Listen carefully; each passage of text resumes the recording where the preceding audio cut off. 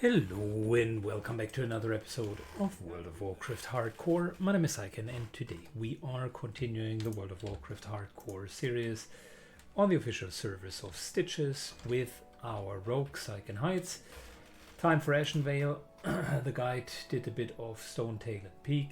We got the Desolae's flight point.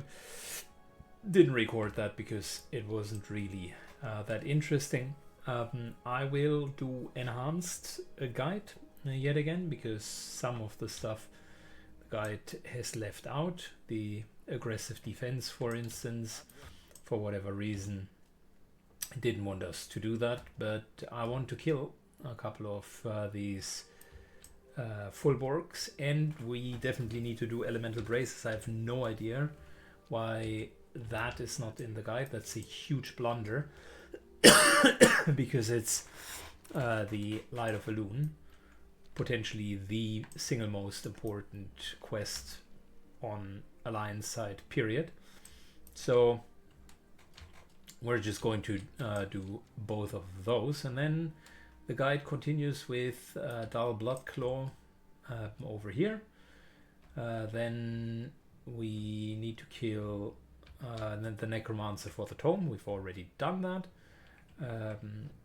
It then wants us to take the Holding Veil as well as Satyrs, which will be interesting. The Satyrs are over here. So there's a little bit here. It then wants us to talk to Talon and do that whole quest that we've done a long time ago. And this is really what I mean. A lot of running around, and the guide is calling this efficient. We've done this in one swoop as we were here, so that's a bit strange. It wants us to use the Tower of Ultralux. That's okay because that will lead us to Darkshore at some point. It's a good quest line, so I will definitely do that. But yeah, very confused in terms of the questing. Currently the section here should bring us from 27 to 30. We are almost 32, so we're just going to speed up parts of the segment. But there are a couple of good quests that we still can do, and I think they are fast enough. As long as stuff isn't grey, I'm still going very much to do that. So yeah, that's really it. The Rain's Cleansing, I forgot in the first iteration to trade that in. So this part here will be a little bit lower XP, but everything else is then level 27 onwards. So we're getting Wooden Key and Iron Chef, but there is another quest up there, so we're not going to do that yet. There is, I think, a follow-up quest with the werewolves that we're going to do a little bit later, so we can also do this quest once we're going for the Satyr Horns. Don't need to do that right away. We're going to start with the Foul-Wheeled Aggressors as well as the Elemental Bracers. Both are good quests. After the Elemental Braces, we're going to rush and are going to get the Glowing Shard. So that will be good. Might as well go and run all the way to Reg. I don't know. We could. We're bound in Booty Bay, so we can always like just take the boat over and get the flight point there. Because even if we're flying back, you know what? Maybe we're actually going to go to here, then teleport back, come over, and fly. That might not be the worst idea. Get a free flight point out of it, and we can trade in. So that will give us the Light of Elune, and then we can from here start the actual guide. Problem with the fullborgs to a degree is some of them are grayish, so that's of course not optimal. This guy here is 23, so that's already gray. I don't know where we are getting that much more experience, but I suggest it is due to us doing a couple of the other quests. So technically things like this segment of the guide should mean that we're catching up, because we have already done a couple of the quests, which is why this is suggesting to essentially give you 2.5 levels. I don't think that we were going to get that much.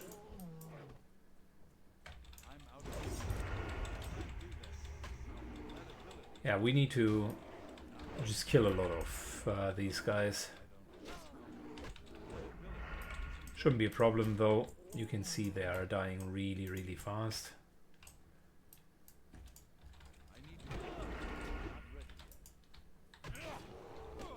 Again, that is also not surprising. They are on the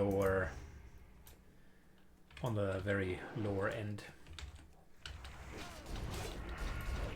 And with Blade Fury, you can see we're easily going through them.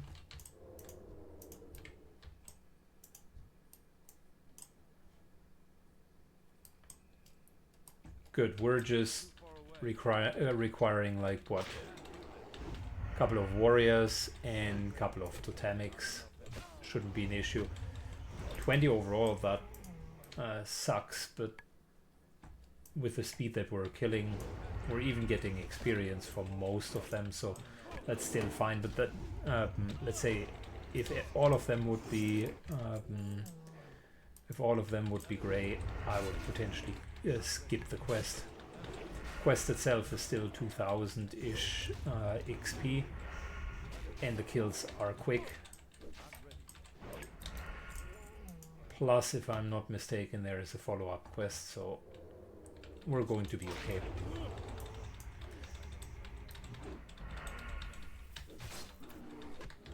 I think the difference between the guide and how I'm running the quests is also I tend to just do all of the quests in an area. Just basically get rid of them and don't revisit the area too much.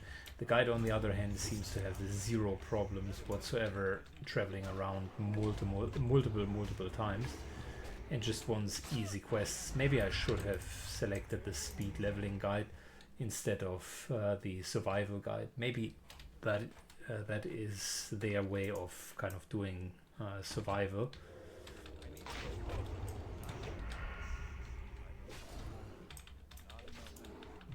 Yeah.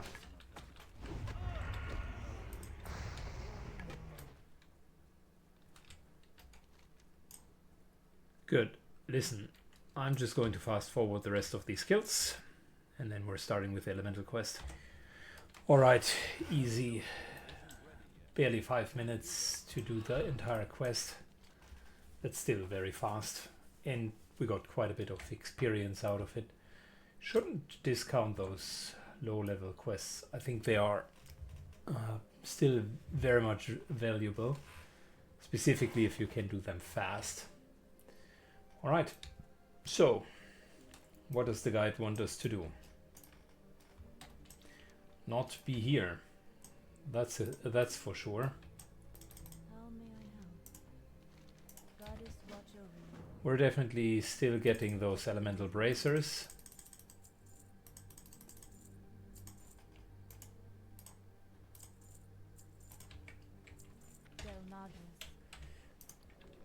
I, by the way, absolutely love the disenchanting.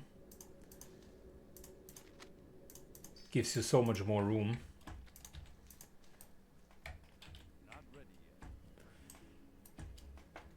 Good. Careful with the elementals. They might look low level, but they can actually be quite dangerous. We're not going to fight underwater. Just going to pull them out.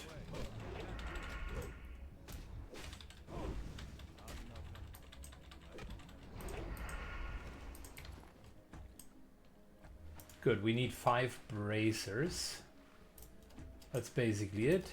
And if we see the named enemy here, then we have a chance for an extra drop quest. There it is, Tidris.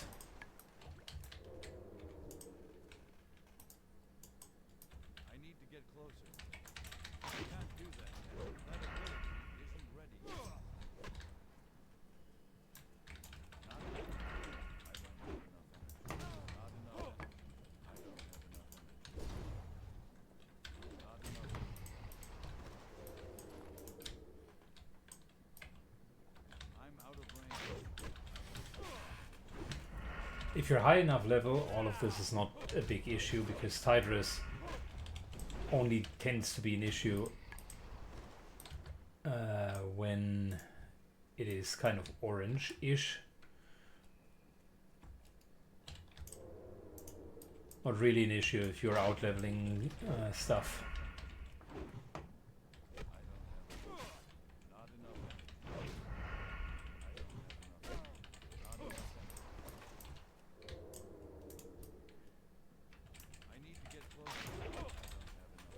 I really like the Rogue gameplay so far. The 20s and early 30s became incredible fun.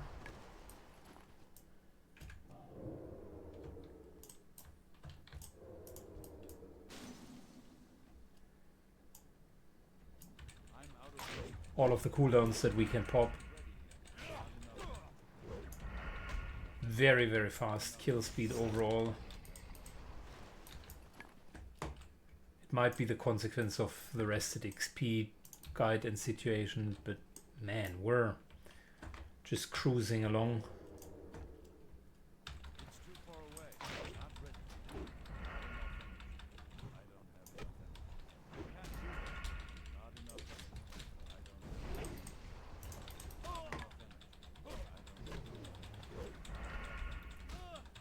And it feels we're always out leveling the content quite a bit. I mean, currently we're like 27 to 30 when it comes to the guide. And we're already very close to level 32.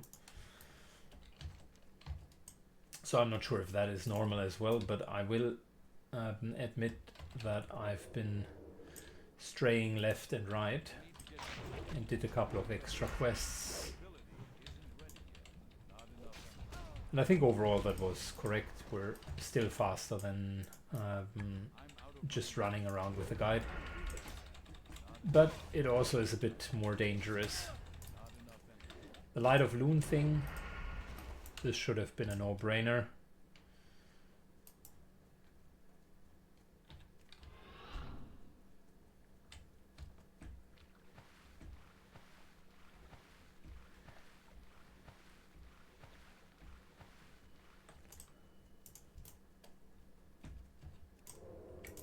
By the way, fun fact, I'm always jumping before I'm stealthing. And the reason for that is World of Warcraft doesn't always update your positioning. Meaning, if you're mid-air, the game does not update your position. So I can jump into the aggro radius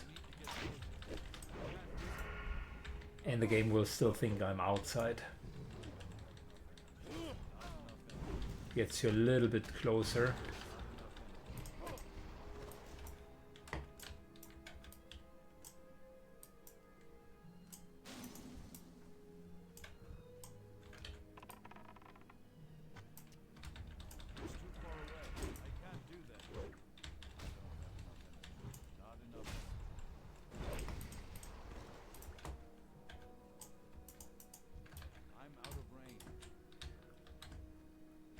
Other fun fact,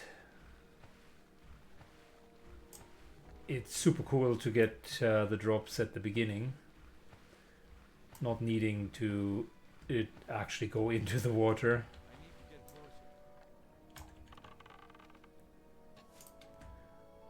Because this is quite deep water. Come on, I just want to finish the quest.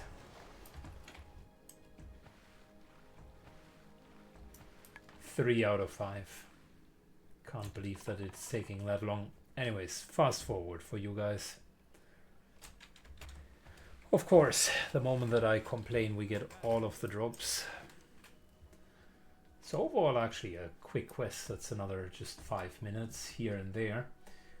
Trade in, and we're going to the Barrens, wanting to get that quest completely done. And then we're flying back, trade in, and then we can do whatever the guide wants us to do. But boy, without Light of a Loon, I don't want to play.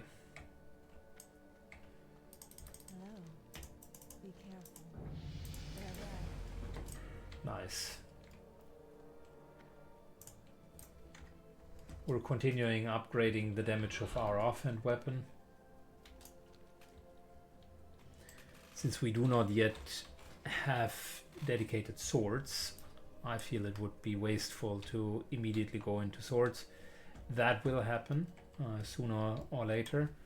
And we're only a few more levels away from our power spike that I'm so looking forward to.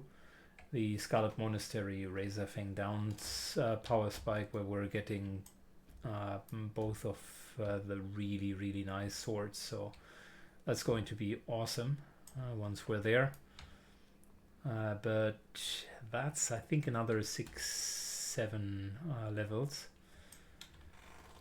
We have a few things lined up. Got Tiger Bane, a dagger for an offhand, not bad. And got a nice Tiger Cape, which is stamina plus agility. Both not too shabby. I think the big upgrade though will be getting those swagger swords. That will be huge. Currently our DPS on the sword, on the main hand is 17 and we got 11 offhand. Soon we're going to get 20 offhand.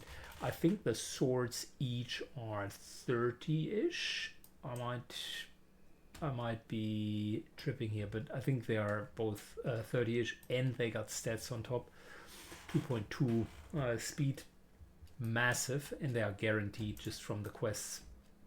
So if we're enchanting that with fiery enchantment, that will always proc, and on top of it put a couple of nice poisons on it, mind numbing and crippling, or yeah, I think that's actually a good combination. Or alternatively crippling and instant, that's not a bad combination either. That will give us a lot of oomph. I would assume if we're getting that around level 38, 39, 40, that we are completely going to smack the opposition. We're also going to get Adrenaline Rush at 40, which is a 5-minute cooldown. Blade Flurry is a 2-minute cooldown, so you can of course do both at the same time. But the 100% energy regeneration is just massive, and together with Blade Flurry, you're just going to crush it. So that, in my perspective, will be an incredible upgrade of DPS. So it's already, compared to what we're currently having, almost twice as much from the swords, then fiery weapon on top of it, and then we're going to be going for extra sword specialization. So it's 5% 5% chance for an extra attack, and since both of the weapons are going to have that triggering, it'll be awesome. So until such time when we're having Thrashblade, which would be around level 50, I don't see anything that can stop us. Even with Thrashblade, we would potentially still run Thrashblade plus another weapon, another sword as an offhand until very late, kind of level 60, where we're getting Thrashblade Mira's Song. That would be the go-to combination for sword rogues. And yeah, from there, trying to get Dalrend or whatever else swords we can get. There's plenty, but let's not get ahead of ourselves in terms of the equipment. We're level 32, and we should be thinking about level 32 things, such as getting the Folberg's head, which is the next thing that we're going to do. Fast forward. Alright, we're up here getting to Ratharan, who's standing over here. Well, actually not Ratharan, is a named demon. We want Salrius Foulborn.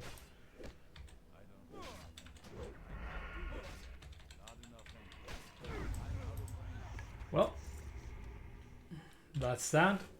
We're going to Hearthstone, Booty Bay, come back, get that that flight path, and then we're just flying up. Alright, so Booty Bay, moderately good idea, because despite having Stonetail and Mountains, and Desolays, and Ashara, and Darkshore, and Moonblade, and Darnassus, there is no flight point from here over to there. Which makes me wonder, shall we get the Ashen Vale flight point, the Ashara flight point? That actually could be a play,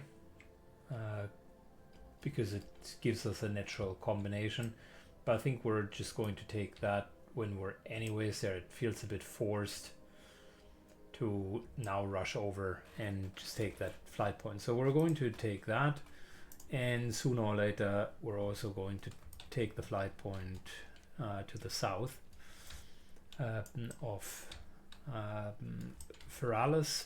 So with those two, I definitely know that we can fly, and then we finally have a connection, but that's a bit of a strange interaction that you can't really fly from Ratchet to anywhere. So I needed to run through the Barrens. Needless to say that that was a bit of a waste of time. Could have done it a bit faster, but we at least got a flight point out of it, which is not the worst.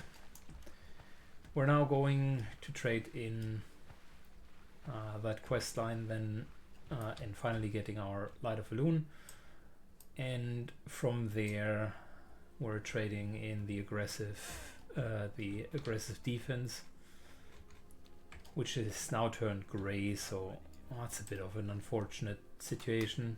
We finished the quest fast, but I think it won't be a lot of experience. Yeah, only 775 instead of 2k. Once the things turn grey, the experience of the quests actually reduces quite a bit. So we're going to do both of that, and then we're moving to culling the threat, which is where the guide hysterically wants us to be since many minutes. So the arrow finally will be respected, and we're going to go there. So let me trade in. Good, we're finally back. You can see we got the nice little Light of Elune plus Hearthstone macro. Didn't need to use it so far, Good luck, friend. but I definitely would in order to save a character.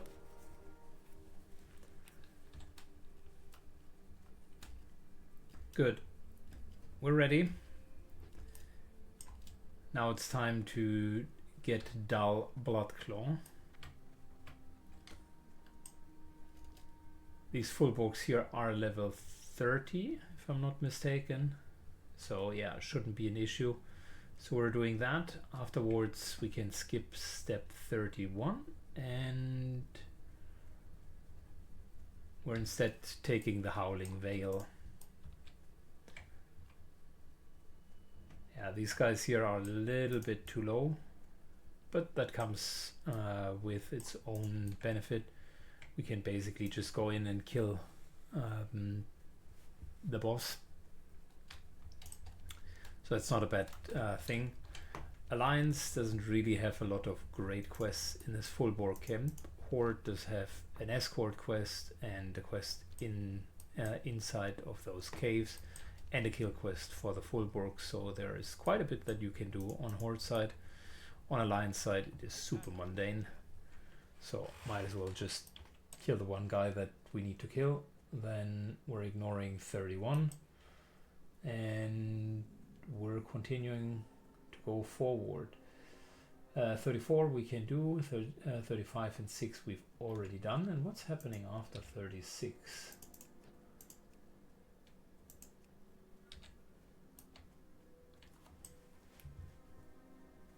It wants us to do aggressive defense. We already done that.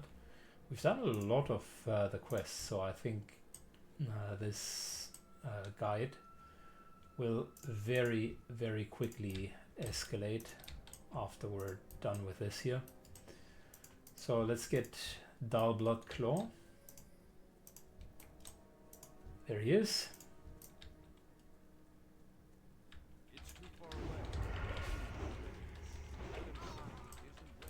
Although they are grey, we still can't just move in.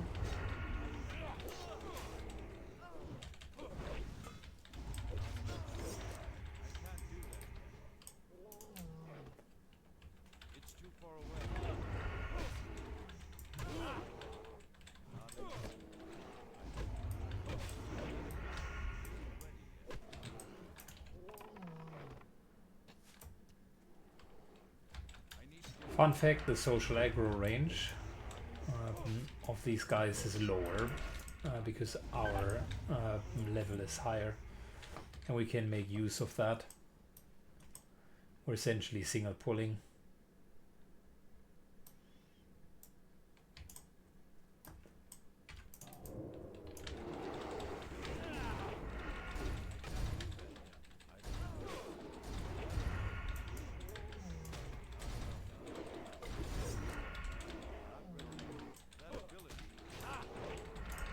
And as much as I want to give respect to them, if they are grey, we can easily go about it.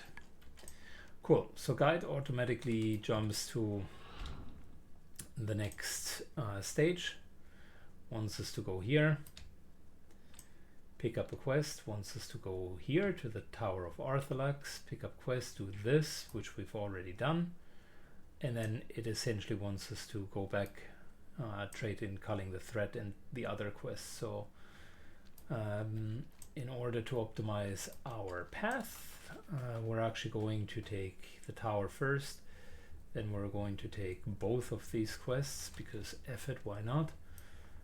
And then we're then the guide will skip all of that because we've already done it, and we're back to actually the next few quests. And I think after Culling the Threat, it wants Fallen Sky Lake, which is where? Is it now then doing that whole quest? No, that wasn't called Falling Sky Lake. What is Fallen Sky Lake? I think it is down here. Yeah, okay, I remember.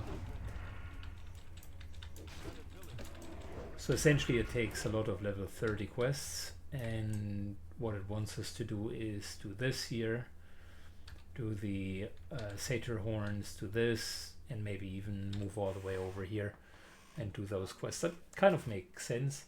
Might as well even take the flight path here and at some point fly back. There are still a couple of quests. The Rain's Cleansing does have a few follow-up quests. I am interested to see how the guide wants us to deal with that, because after this part I think it had another part down there, so we're going to see. At the moment we're just in the select and get all of the quests stage. We're starting with taking the Tower of Arthalax. Good. We're continuing with getting the other quests. Howling Vale, yes please. And I'll just get the Val Satyrs on top of that. Now the guide finally begins to accelerate. You've seen like all of those quests. It just realized, oh my gosh, they've already done it. So that's a big no-no now. We're trading in Culling the Threat. We've already accepted the Fallen Sky Plume. Then it suggested to do the trade-in of Raina's Cleansing, which we've already done. So that's off the table as well. So we're going to see a lot of fast forward. And whilst we were at kind of step 20, we're all of a sudden at step 40, just because yeah, we've already done all of those quests, so in a sense we've pre-played what the guide wanted us to do a little bit later. It now wants us then to go get the Iron Shaft here, as well as the Howling Vale, which makes sense. I mentioned those two can be nicely combined, and I would not be surprised if it afterwards, yeah, it sends us over here to do the Vale Satyrs. That goes together with the Tower of Arthalax. Yeah, and then we're almost here, so I would, if I was a betting man, I would say the guide wants us to do this. Get flight point, back and forth, finish this, and then go down here. Well, that is reasonably effective, but Arena's cleansing, I think, does have a satyr component as well. So we're going to see. I like what I'm seeing here with the way that they are. The guide is now doing the quests, but I think it took way too long to set that up. But we're going to definitely get quite a bit of experience out of it. How may I help?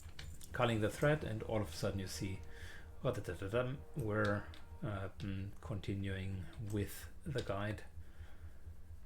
Guide wants us to do all of this here, and once we're done, I'm not even sure when it wants us to do the Fallen Sky Lake, because 49 essentially is trade in and accept within Star Song, but that might be something down here as well, so I would actually trust the guide on that one. Do all of the quests, fly back, that is sufficient, trade in, and then do another round. Alright, before we're doing anything though, let's fast forward until we are here in the north. Alright, we arrived in the north. So what we want to do is kill a couple of trees, get the key, open the Iron Shaft, or the box for the Iron Shaft, and then we want to go to the Howling Vale and do that. Afterwards, I think we're just going to go over here and do a lot of satyrs. So that should be straightforward. And yeah, I think we're going to be fine.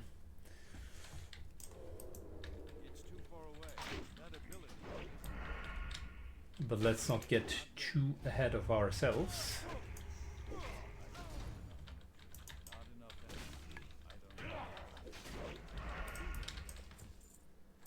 One thing that I wonder is, how do we want to deal with a weapon?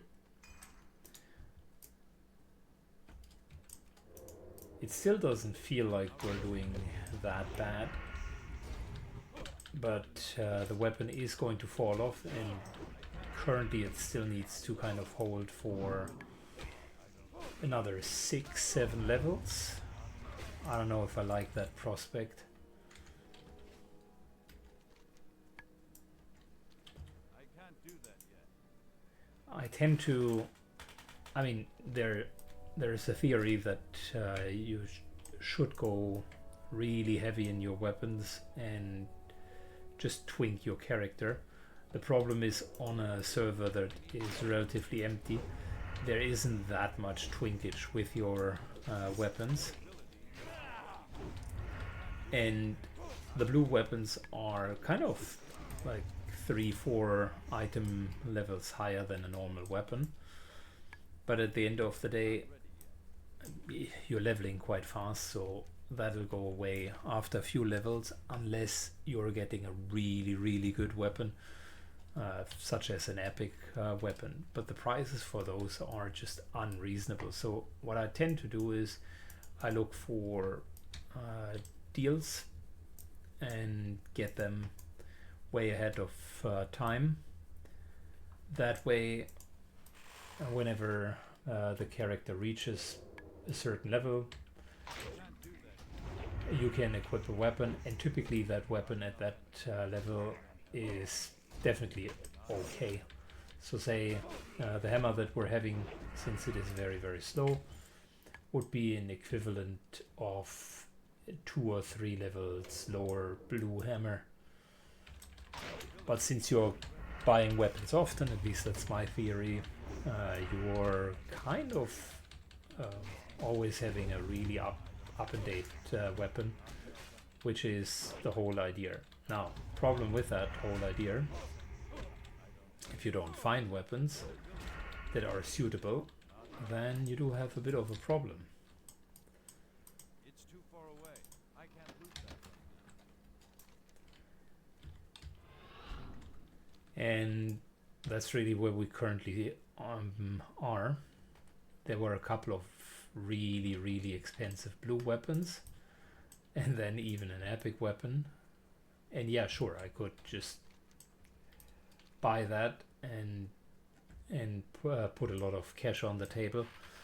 But since I know that at level 38, 39, new really, really, really, really good weapons are going to come, there is almost no incentive doing that now.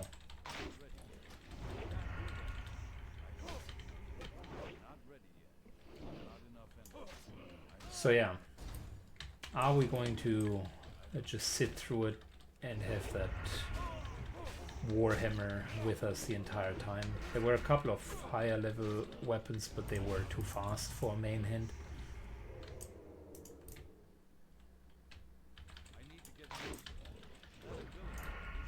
And since a lot of our damage comes from Sinister Strike, we want very, very, very slow weapons in the main hand and a very, very fast weapon in the offhand.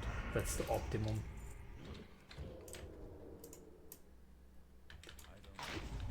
On the other hand, if I'm just looking at this kill speed, yes, sure, it could be faster.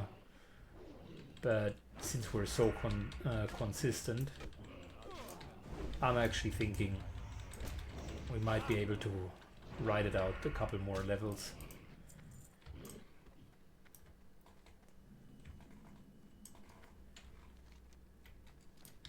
I don't know, maybe I'm cheap, maybe I should put like 40-50 gold to work.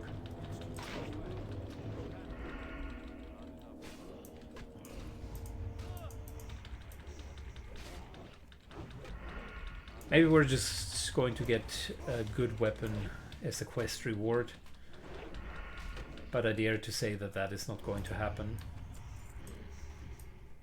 One of the big issues of World of Warcraft Classic is the quest rewards that you're getting are just not in line with what you need.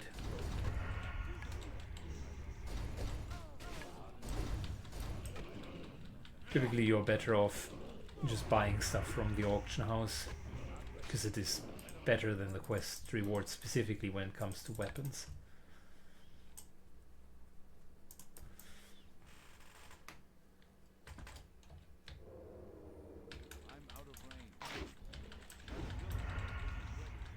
Good, gotta be a bit careful here.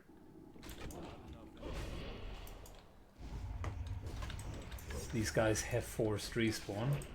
That means at some point, when we're killing most of them, even more will respawn.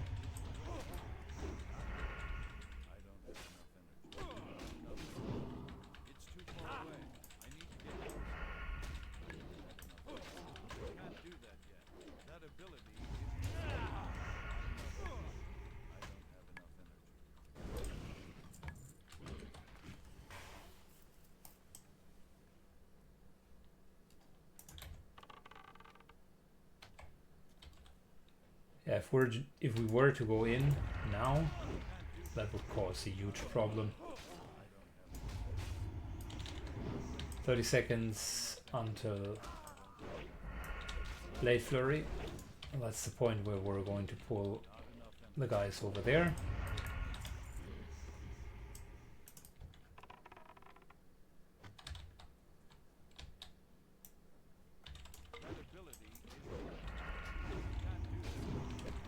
Until such time, just clear out the area. And like I said, the idea is not to clear out everything, because then forced respawn will start to happen.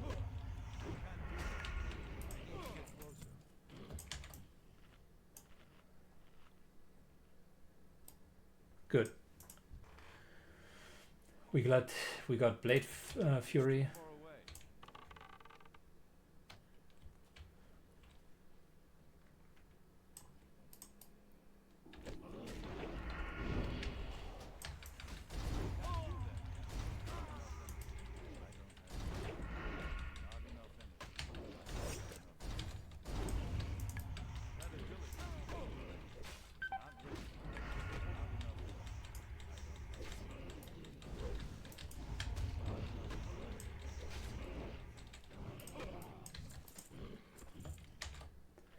That actually might be a decent drop. Leather, 8 stamina. The intellect isn't super good.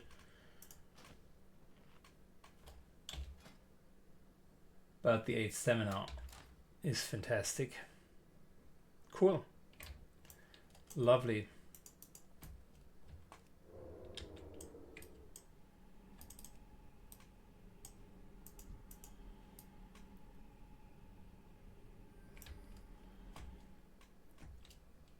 And that concludes our little questing here. Game does not want us to bring Rain's cleansing back. I wonder why that is. Maybe it's going to do that just a little bit later. For now, we're going to go over to the Vile Satyrs fast forward. Alright. We are at the Satyrs. Level 30, definitely doable for us.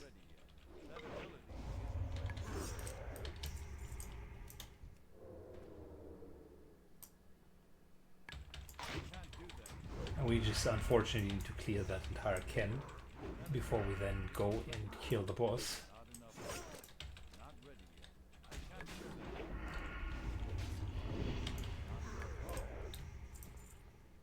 Gosh, they even have corruption as a cast. Phew.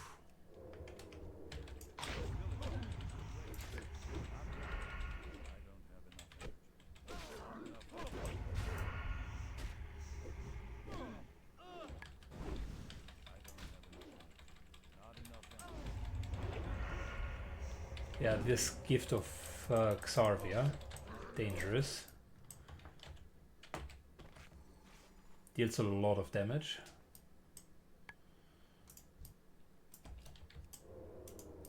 Should have killed him a little bit faster.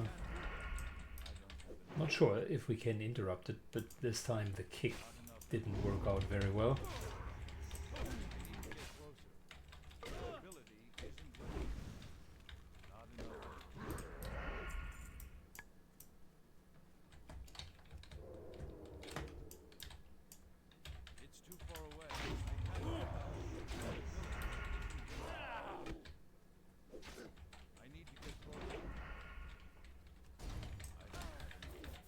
Alright, so far a nice single pulling, we're good.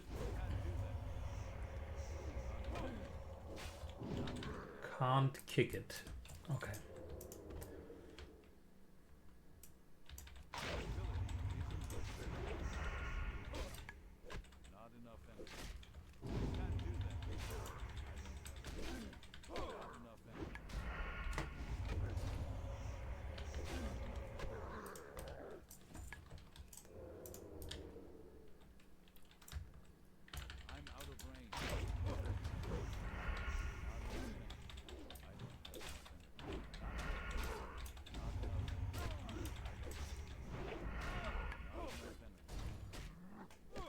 Good, we're using slice and dice, and then we're just going to kill this double pack.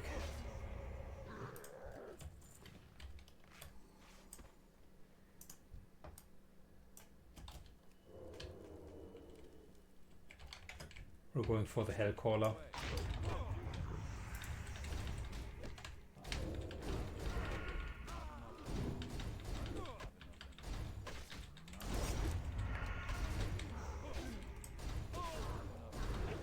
Blade Flurry is so good.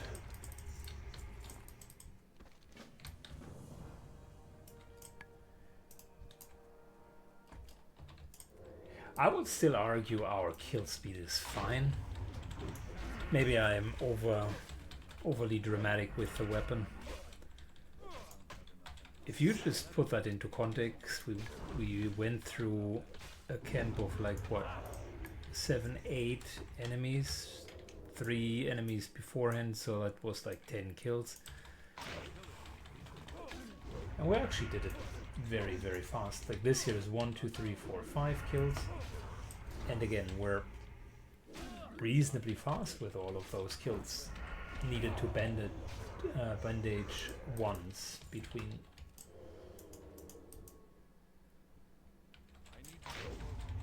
This here is 2-minute cooldown. And we haven't even gotten the cooldown up.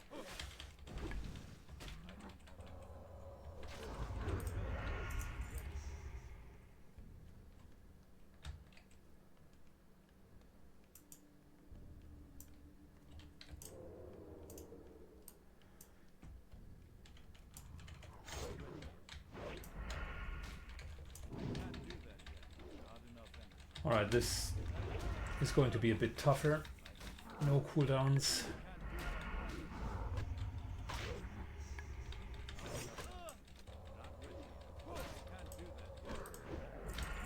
Good, 1 down.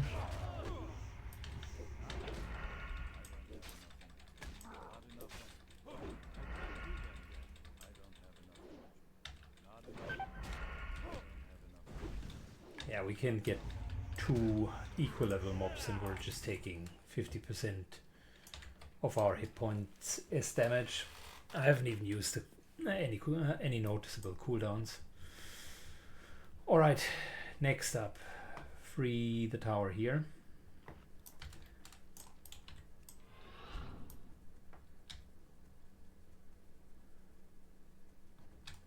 These guys didn't even respawn yet. Yeah, I think I was maybe a little bit overly dramatic with the kill speed. We're doing fine. Just fine.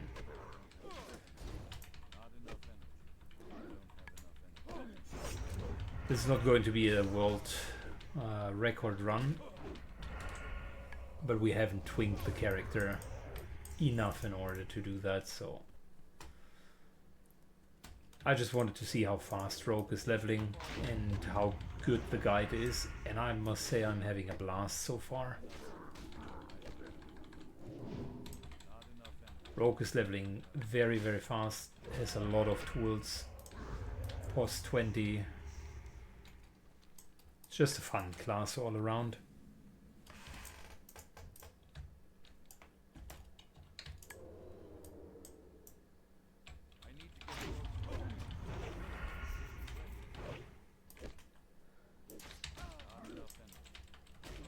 And super safe compared to other classes.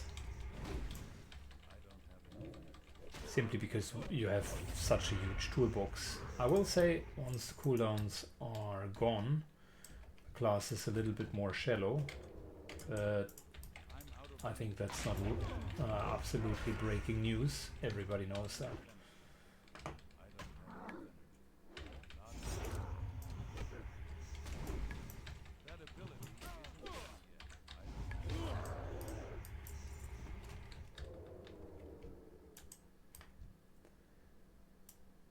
I will say, compared to Warrior, this class feels a bit different.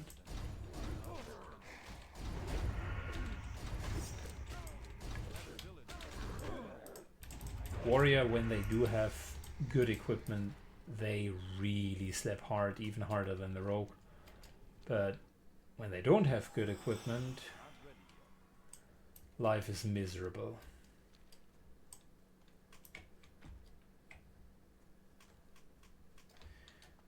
Alright, so that's the Tower of Arthalax done.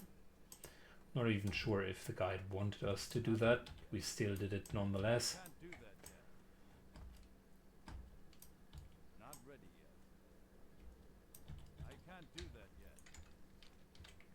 The guide basically wants us to go here and then trade in the quests. And I think we should do that. That's okay. Not even sure if the guide wants us to do the Caneth quests. They can be quite long. There is a pretty long quest line where you're going into a dungeon, and I'm not sure if the guide actually wants us to do that. Maybe we're just here to take the flight point, to be fair, and get some free experience on top of it.